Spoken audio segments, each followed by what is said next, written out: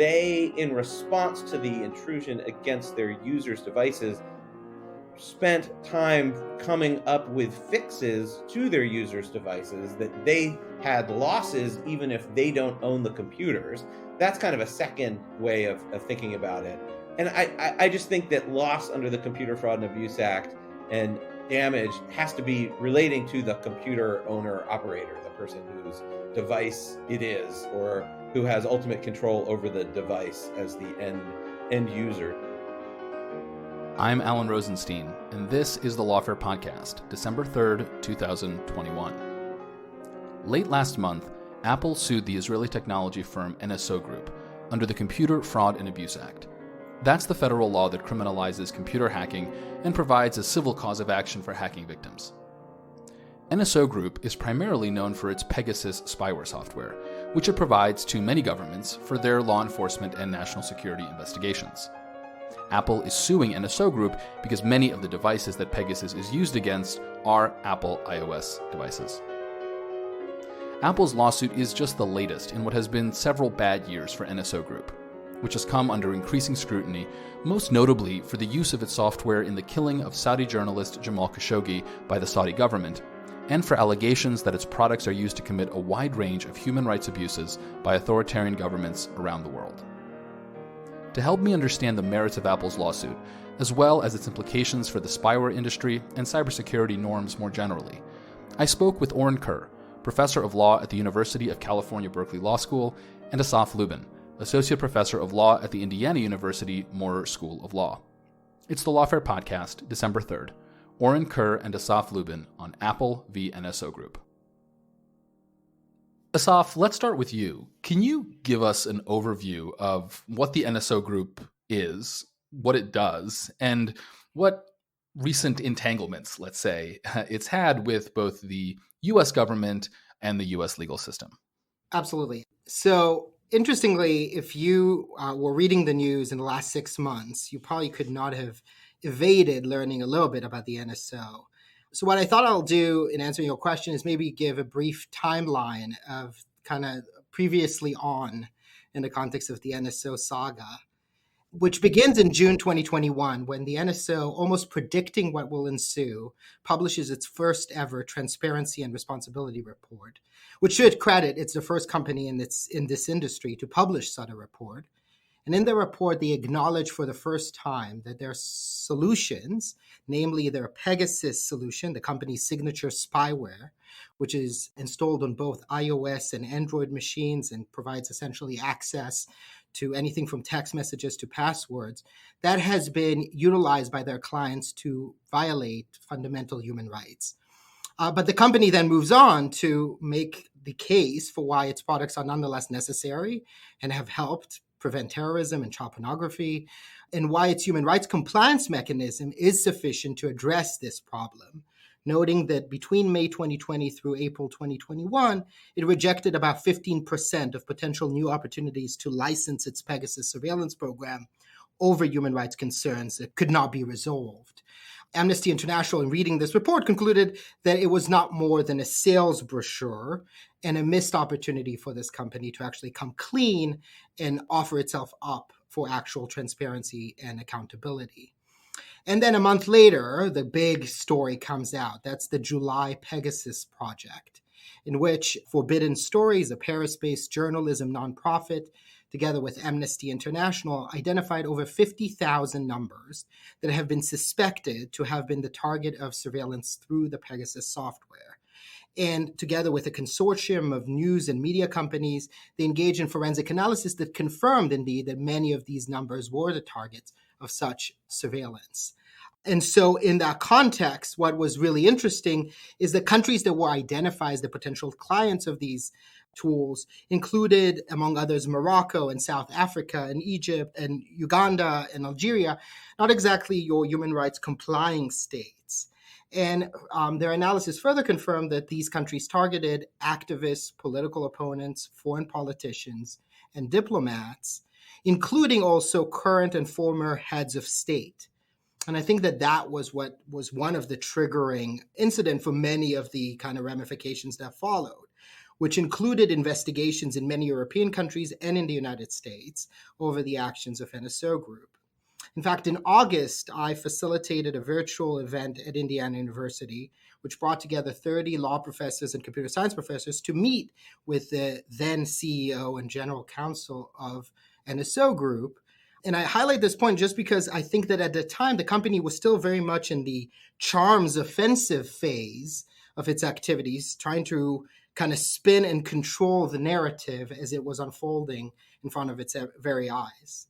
The next bombshell comes in November 3rd, when the Commerce Department's Bureau of Industry and Security, what is known as the BIS, released a final rule adding 4 foreign companies to the entity list for engaging in activities that are contrary to the national security or foreign policy interest of the United States. The NSO Group, and as well as another Israeli company called Kandiru, were among the 4 that were added. And what's important to note about that is that they were added to the entity list, not to the specially designated nationals list or the SDN list. The latter is the real prohibitionary trade. You can't engage with these companies at all list, whereas the entity list just requires you to acquire a special license from the U.S. Commerce Department, and there will be a presumption of denial of your request. So essentially, they were signaling that they will not authorize trade, and that could really make it life difficult for NSO Group, will not be able to, say, contract with cloud providers in the US for running its own business. The last thing I'll just mention is what happened on November 8th, which was the decision of the Ninth Circuit in the WhatsApp case that was issued 2 years prior, the complaint. And in that decision, in a 3-0 decision, the Court of Appeals for the Ninth Circuit rejected on NSO's motion to dismiss WhatsApp's claim that NSO violated the Computer Fraud and Abuse Act. NSO's defense, which was the basis for the motion to dismiss, was that it was subject to the Foreign Sovereign Immunities Act as a sovereign entity or an agent of a sovereign entity.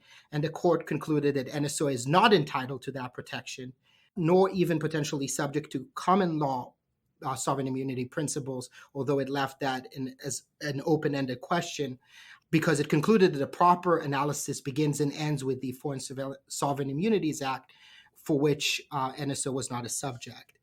Which leads us to this November 23rd Apple complaint. And the only thing I'll say here, and I'll stop talking, is just that the Apple complaint comes at a very opportune time. Not only is this 2 years, nearly to the date, from the filing of the WhatsApp case, but it follows and echoes what the U.S. Commerce Department said in its designation. And it sets the scene for a broader kind of fight that aims at the heart of ethics and values for the surveillance industry, which I'm assuming we're going to spend most of today talking about. Excellent. Thank you very much for that very useful background. So with that, let me turn to you, Orin, and let's talk about the lawsuit itself. What precisely does it allege that NSO Group has done, and in particular with respect to Apple, which is the plaintiff here, rather than, let's say, the kind of typical plaintiff in a civil 1030 suit, which is the individual or organization whose device itself has been compromised? Yeah, so a little bit of context here. There'd be a really simple civil suit and a really simple criminal case under the Computer Fraud and Abuse Act if the person who is hacked sues the person who hacked them. And that's kind of the core of the statutes. And that's kind of, that would be the dog bites man story here. And so where this becomes the man bites dog part is that instead it is Apple, which does not own any of the computers that were hacked, suing NSO, which at most was aiding and abetting the hacking under the Computer Fraud and Abuse Act, Section 1030A4 and Section 1030A5. And then there's also a California state cause of action and a breach of contract claim. And so what's unusual about this is that parts of the complaint sort of sound like a typical 1030 complaint. You hacked me, but it's not you hacked me, it's you hacked them. And then what's novel about this, and I think probably just wrong as a matter of law, is Apple trying to claim that they can sue not on behalf of their customers, but because Apple has an interest in their customers' computers, because the terms of service of iOS say that technically Apple claims ownership in the operating system. That seems to be their claim. And I I doubt it works. I mean, I'm sure this is a good press release and it makes Apple's doing something and it probably has all these symbolic roles. But as a lawsuit, I think it's got starts off with a really big problem that Apple is suing and Apple does not own the computers that were hacked. So I want to get into the details of the 1030 issue, but first I want to respond or ask a question on the last bit you said, which is that this is kind of good PR for Apple, but not much else. And so, it occurred to me reading the complaint and the commentary about it is that I'm also a little puzzled on what Apple exactly is trying to accomplish here. Let's assume for a moment that its legal theory is meritorious. It may not be. We'll get to that in a second. But let's assume that it, in fact, can sue under 1030. It's not alleging particularly big damages, certainly not for a company of Apple's size, which on any given day is the largest company by market capitalization in the world. It wants injunctive relief, though I wonder how much that really is possible, given that NSO Group is like sort of a foreign company and mostly operates outside the United States and certainly headquartered outside the United States. So, Orin, it sounds like you think that this really is mostly just a PR exercise. I'm curious, Asaf, whether you agree with that or you think there is actually some substantive legal objective here that Apple is trying to accomplish. I think it's enough to just read their press release from November 23rd, which is titled, Apple sues NSO Group not to bring justice against NSO Group, but rather to curb the abuse of state-sponsored spyware.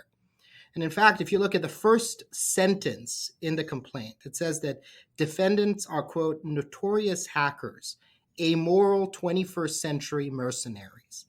I think this tells you everything you need to know about what this is about. And I think that there are some interesting designations that Apple is engaging here by calling this a state-sponsored surveillance technology company that is implicating Israel, not just the NSO Group. But it also tells you that really what this is about is fighting at this value battle that I was alluding to before. It's about setting through a legal proceeding a broader battle against the privatization of surveillance and the use of these technology companies by governments and government-related entities to engage in these sorts of foreign surveillance operations. I think that if this is a viable cause of action, then for a company like Apple, I would assume this is a pretty cool thing to be able to do, because the people who use Apple devices don't know they've been hacked, and in any individual case, and it hurts your product if it's sort of generally known that your products can be hacked. And if you, the product manufacturer, can go into court and sue the hackers who are hacking your customers, not based on any individual sort of one-off, like here is the one case this happened, but in some sort of general sense, then you're kind of, acting as a protector of your clients. You're protecting your product's reputation in the market. You may be protecting the security of your product. I can see all sorts of business reasons why this is like a really cool thing if it has legal merit. I just think the fact that Apple doesn't own the computers means that the suit just doesn't have the merit.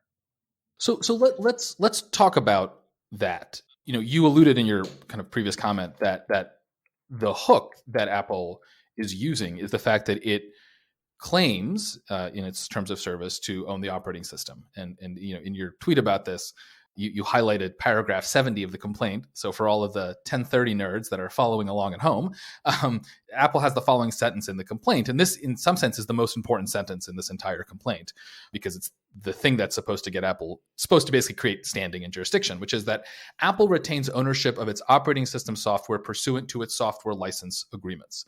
Now, Orin, you sound like you are skeptical that is doing what Apple wants it to do. But let me play devil's advocate. One of the notable features of Apple devices, by contrast to, let's say, Android devices, is that Apple has much more ongoing and pervasive control over its devices than other companies do. It's designed them that way. And so when you have an iPhone, you bought an iPhone, but you're really kind of leasing 5% of this otherwise closed computing system that Apple has a lot of residual control over. So given that fact, and given that this really is a product differentiator, that some people really like, other people don't. And this is the reason I use Android devices, because I don't like how much control Apple has over its devices. But a lot of people do. So why isn't that enough for Apple to say, look, these are all kind of our devices. We're willing to own that. And because of that, we are entitled to sue when people hack our stuff.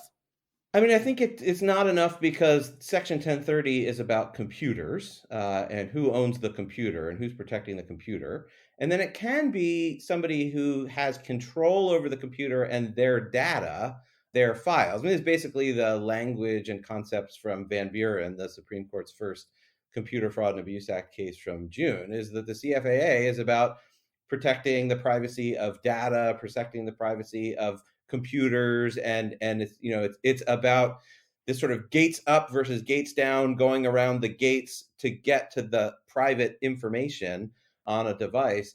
And Apple isn't saying, you hacked our data. It's we have files that we wrote that you use to get to somebody else's data, and we say we own that so we can sue. I mean, I guess it's an argument, but it strikes me as a weak argument because it's sort of playing with, we put something in terms of service and we're therefore relying on it. To the extent it's just relying on something written in a terms of service, it doesn't accurately reflect whose data it is and whose computer it is in a way that I think the statute recognizes. There's also a second possible way of interpreting the complaint, because remember, the complaint is not a full legal briefing. There's tons in the complaint about how amazing Apple is and how terrible NSO is, and fine, accept all that. But there's not like an explicit legal theory in the complaint. But to the extent you can kind of tease out what they're thinking, they may also be arguing that because they, in response to the intrusion against their users' devices, spent time coming up with fixes to their users' devices, that they had losses even if they don't own the computers. That's kind of a second way of thinking about it.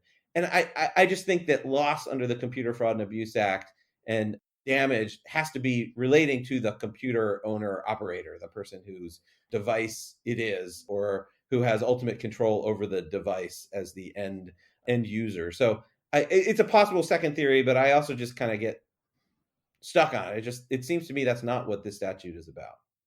Thanks for bringing that second theory up, because that was going to be the next question for you from me. And I do want to just read the relevant provision of 1030 because I think it's sort of helpful. So 1030 is mostly a criminal statute, but then there's the subsection G, which creates a civil cause of action. And the first sentence of that is, any person who suffers damage or loss by reason of a violation of this section, section 1030, may maintain a civil action against the violator to obtain compensatory damages and injunctive relief or other equitable relief. So it does seem that at least the language of 1030 could plausibly be read broadly enough to encompass what Apple is arguing. But Orin, it sounds like, based on the kind of background, maybe tort assumptions that 1030 was written against and just the purpose of the statute in your understanding, you're skeptical that those words, damage or loss by reason of a violation, encompass this kind of second order reputational damage.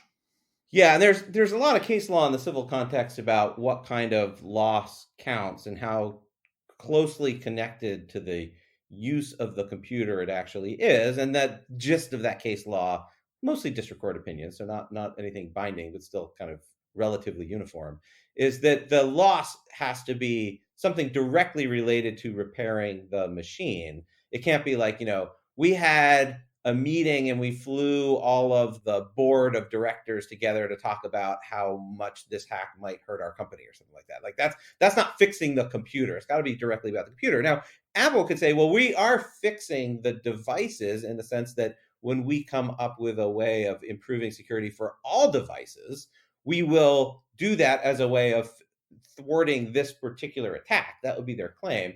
But it's not their computer. And so the fact that they're doing this on behalf of the ultimate users, I think I find it hard to see how Apple, as this sort of company in charge of the millions, hundreds of millions of devices, how they're kind of have an interest in all of those devices. And in effect, it seems to me what Apple's trying to do is sort of become the government for purposes of Section 1030. Like Section 1030 is primarily a criminal statute. So the United States as a political entity can bring criminal cases on behalf of users. And of course, the United States does not need a specific interest in a computer. It's just that's the government, right? They're playing that role in criminal law as the sort of overarching polity representing the people and the interest that the criminal statute represents. And then there's individual users who suffered losses to their own property. And so Apple is sort of, in a sense, trying to put itself in the position of the government for all Apple devices, where like they're the company that's in charge of all this. So they get to kind of almost bring the suit that they would want the government to bring on behalf of users because it's their operating system. We've seen this in the cybersecurity space a lot, the kind of the private attorney general by major tech giants kind of stepping in where the government is not doing its job. So another example of that is private action by Microsoft to take down botnets around the globe using injunctive relief in the courts.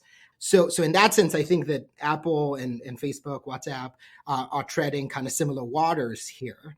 But I also I'm curious, Orin, to hear more of your thinking about kind of what is a smartphone nowadays as a computer, and to what extent is a smartphone and the ecosystem surrounding a smartphone making it different from the perspective of identifying the rights and obligations of Apple, in the sense that when I sell you an iPhone, if I don't provide you with regular patching and regular security features, within a few months or years, the iPhone is useless. If I don't continuously update it to provide you with responses to all kinds of faults, it loses its value. So in that sense, I understand that I don't own the phone, but I am dramatically and directly involved in the universe that is ensuring the phone's continued value. Is that not a way of kind of coming around this? I mean, it may be a way of approaching like the moral role of the company, or thinking about what tech companies should see their continuing obligations as to customers. I just don't think that has a interplay with this particular statute. I mean, the statute is a computer intrusion statute, and there's no obligation of anyone to keep other people from hacking you. Under the statute, it's just, it's a crime if you hack someone, and if you've been hacked, you can sue the hacker, and that's the framework of this statute. I don't think that broader ecosystem and sense of moral obligations has like a natural payoff in the statute that Congress enacted.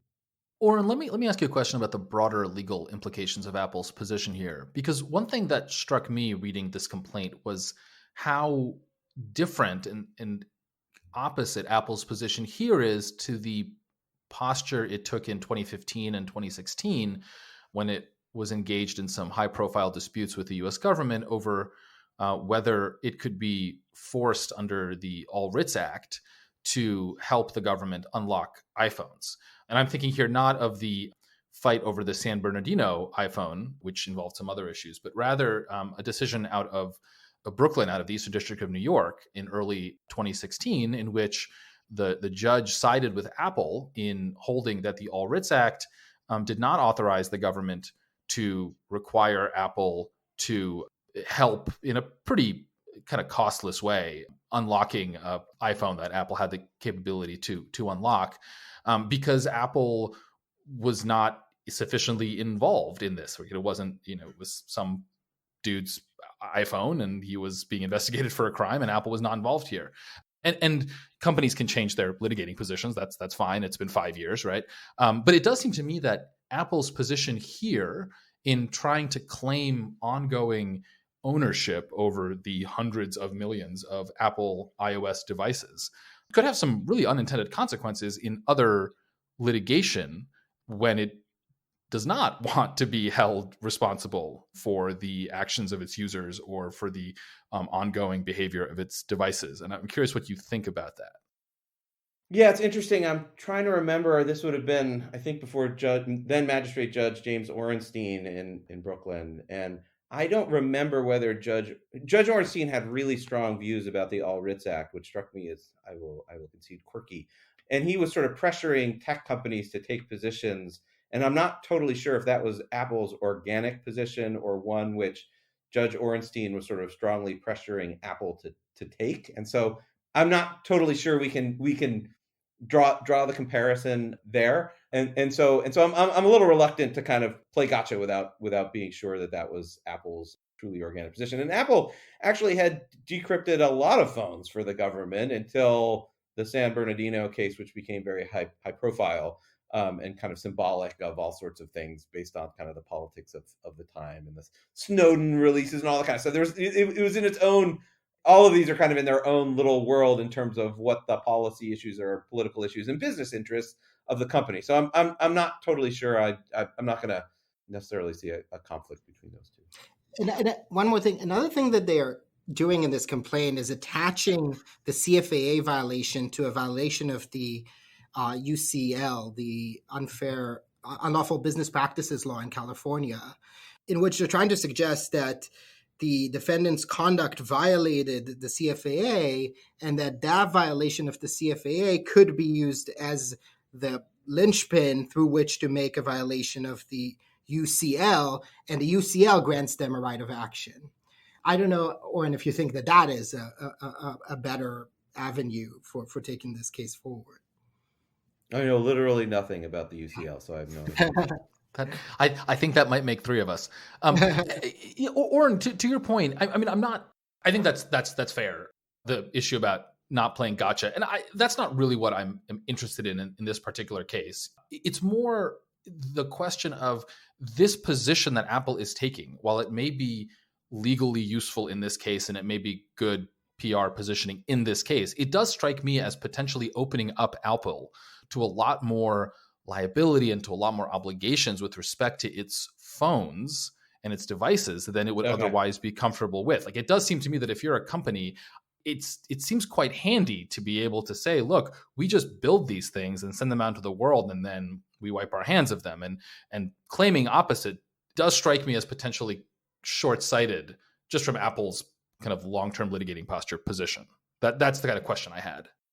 Yeah, I mean, I see that. And I think there may be a little bit of a conflict, although it may be they win some cases and lose some cases either way. And so, that's not necessarily the end of the world if a court then says, no, you're done, you have no control, this isn't your device anymore. They can then use those cases in the other setting. And it may be that it's still useful for them to file suit now, even if they end up losing. That loss may actually not be so terrible for them. And I think it's just probably, I can imagine from a business standpoint, just pros and cons. But I don't know. I can't speculate about how Apple sees that playing out. But I think fair point that it may be that there are kind of echoes of conflict between their different positions, because Apple is going to be litigating in lots and lots of different settings, and so I'm sure they've thought through kind of how it might play out in different ways in those cases. So let's zoom out from the complaint and talk about this broader question that I know, Asaf, you've done a lot of thinking about how we as a society, whether on the domestic level or the international level, how we build out norms, both legal and non-legal, about cybersecurity. And it does seem that for better or for worse, a lot of the norm building is going to come as a result of one-off litigations with their own facts, in their own courts, with their own sets of national laws. And I'm curious if you think that's a good way of doing it, a bad way of doing it, a imperfect but second best way of doing it. Yeah, I think that the problem is that we focus so much of our litigation over a couple of boogeymans, and in so doing, kind of focus on a tree and miss the forest. The environment in which these activities are ongoing involve not just companies that operate, say, in Israel. There are companies that operate in countries where there's even less regulation than Israel. There are government-sponsored trade in surveillance tech over which there won't be an ability to sue because of the Foreign Sovereign Immunities Act. And so to the extent to which one-off litigation against a market leader, for sure, like NSO Group, actually creates a deterrence effect on other companies in this space is confusing at best. And I think merits a conversation about what other solutions, regulatory and otherwise, can we put forward to advance the discourse here. And that involves both what the U.S. did in its sanctions on the NSO Group, which certainly signaled that we will, even for our biggest allies, be willing to designate companies that go too far off into these no trade with lists, but it also involves international rulemaking. And in that regard, there's a regime called the Wassenaar Arrangement that is supposed to set export controls on these kinds of surveillance tools. But it's a voluntary regime. Its application in the context of these dual-use technologies has been problematic. And so there's ongoing debates about how do we move forward in regulating this space, and how are we introducing more forceful obligations on states to regulate these companies and control their businesses better. And what ethical standards do these companies adhere to ensure that these things don't happen, taking into account that we are not likely to lose the continued market viability of surveillance tech. And so the question is just, how do we regulate it better, because moratoriums are unlikely to be practical in the long run. Orin, I'm curious to get your perspective on this, and in particular, your perspective on the use of 1030 and its civil side. I think, like many of us who teach this, we focus sort of more on the criminal side of 1030. It's certainly what I focused on when I was at the Department of Justice. But a lot of 1030 litigation is civil, and whether through changing the behavior of regulated entities or just through creating of norms, it does have a big effect. And so in your study of 1030 and your tracking of this over the years, do you get the sense that regulation by 1030 has done a good job, okay job, or bad job? I mean, I think the civil liability in Section 1030 has in general been a problem, because it's encouraged courts to adopt super broad interpretations of the Computer Fraud and Abuse Act, because when judges are in the mindset of regulating businesses, they have sort of really different assumptions about the role of the law than when they're in the business of punishing individuals. So you ended up with a criminal statute that was interpreted primarily in the civil setting with really broad interpretations that then applied in the criminal setting with all sorts of problematic outcomes. Now, it's different post this June, I guess it was, when Van Buren versus United States came out, the first Supreme Court decision on the Computer Fraud and Abuse Act, which cuts back liability under Section 1030, at least, it's not clear, but at least in some significant way. And so now I think probably you're going to see less of a role for civil Section 1030 cases, more focus on kind of the traditional core hacking disputes, and less kind of like, hey, you visited my website, I didn't want you to do that kind of cases, which we used to see in droves.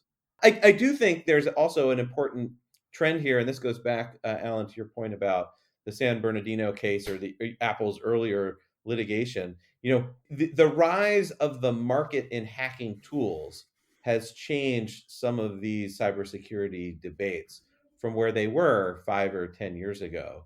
Whereas with the San Bernardino case, it was like, oh, you want to get into Apple products, the only way to do it is through Apple. And now it's like, oh, yeah, why would you bother going through Apple? You just hire some company to hack in. And of course, that's what ended up settling the San Bernardino case, when the government was able to buy an intrusion into that device and withdrew its case for Apple to help. But the market in hacking tools has become just a really big part of this picture, and I suspect will continue to be a big part of the picture. And the law, to some extent, is playing a lesser role because it's these devices that are playing a bigger role, and especially when they can be based in companies outside the United States and used outside the United States, used in secret, you're going to have a lot of use of them no matter what the law says.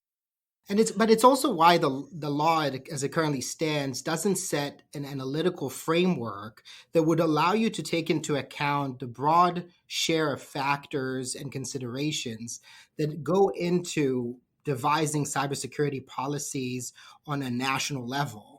And I think that part of the problem is that, to the extent that Apple is really aiming to set norms about how to curb the abuse of state-sponsored spyware through the courts in this way, they will not be able to provide a full narrative that other better positioned institutions, say the executive, the legislator, could have in front of them in kind of developing norms that could be future-proof and take into account broader national security and foreign policy considerations.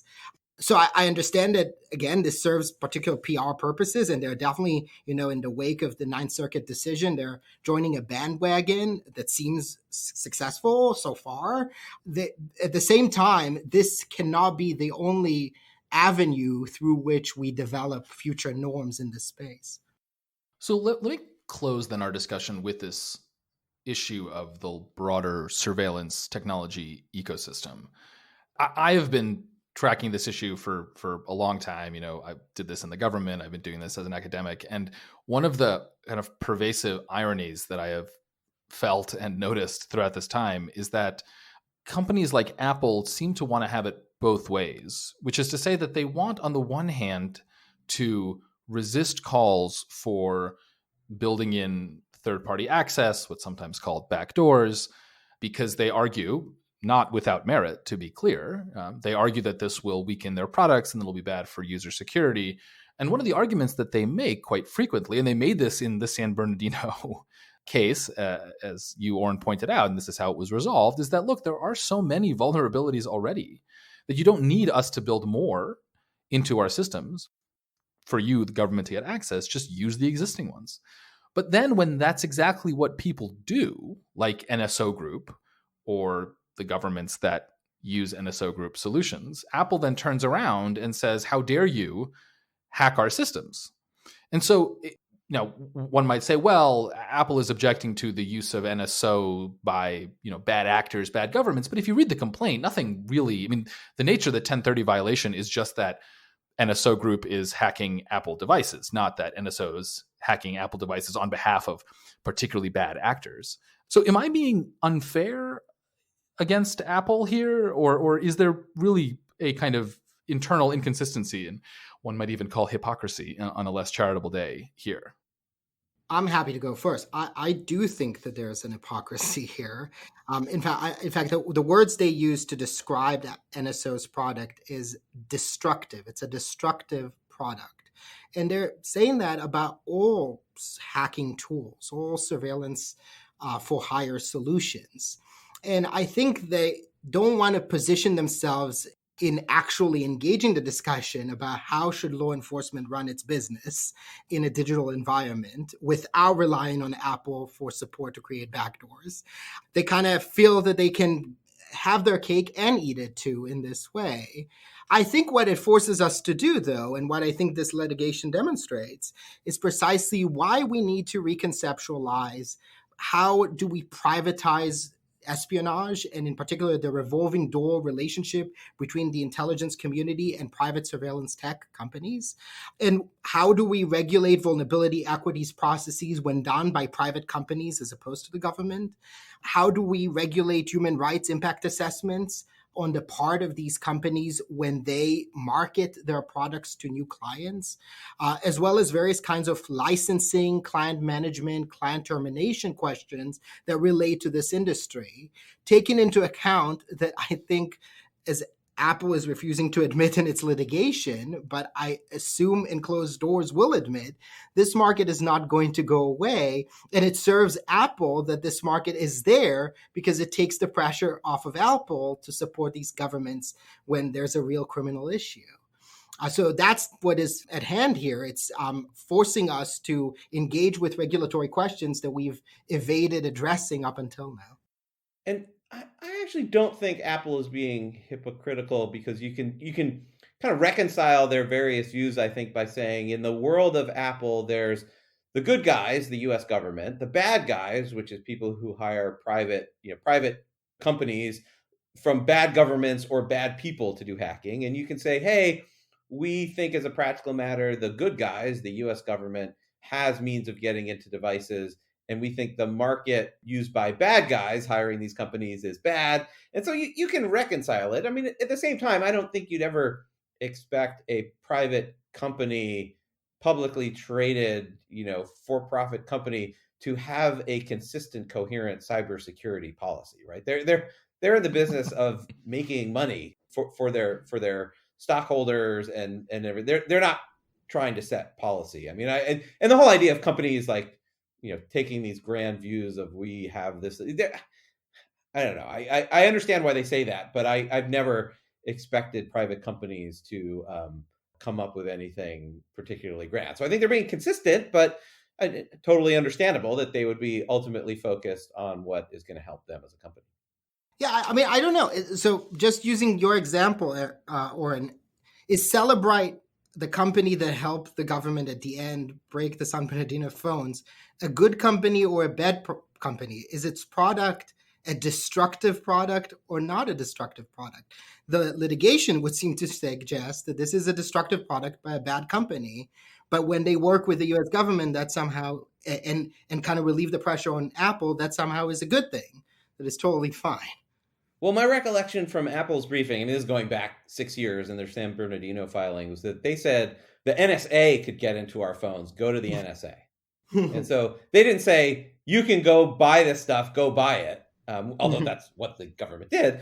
And so I think Apple doesn't need to have necessarily taken a position on that question. Mm-hmm. And I agree that the reality of the private market is really, it's here to stay, and it plays a big role in this, and it helps Apple in some ways, it hurts Apple in some ways. It's all a mixed bag. It's a different conversation, I think, than we thought we were going to be having, and that we were having 6 years ago during the San Bernardino case, where the big focus was on can you make Apple help you, where it was presented as being like, well, if Apple has to be, come up with this source code, it's the end of the world for privacy. And now it's like, oh yeah, never mind. They could just go buy this some private company. Never mind. Scratch all of that. And so we've really moved on in conversation. I just think it's important to recognize that.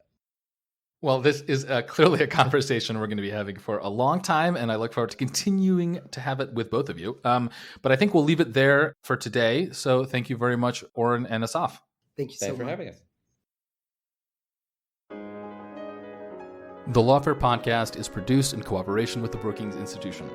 If you've liked what you've heard, please take a moment to rate the podcast or let someone know so they can enjoy it as well.